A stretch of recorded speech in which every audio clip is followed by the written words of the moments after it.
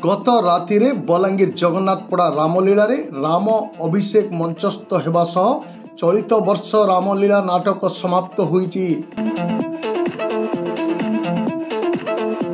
दीर्घ 21 दिन धरी प्रत्यह राति चलीथिला जगन्नाथपड़ा मंचरे रामलीला नाटक। हजार हजार दर्शकों समागम रे रामलीला नाटक प्रदर्शित हेउतला।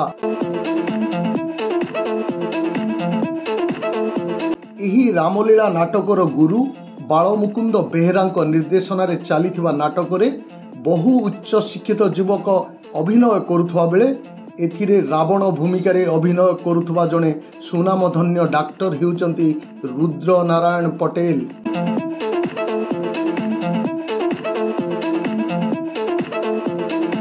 चिकित्सा रे व्यस्तता सत्वे रामलीला नाटक पई से समय बाहर करी अभिनय करुथबा बेले तांको उच्च कोटीर अभिनय रे दर्शक माने बेस आमोदित हेउतबा कहा जाए। अन्य पटे ऐतिह्य परंपरा को उज्जीवित करी रखिबा पाई जगन्नाथपड़ार रामजी नाट्य संसदर एभली अभिनय प्रयास को सारा पश्चिम ओडिशा रे प्रशंसा करा जाउची।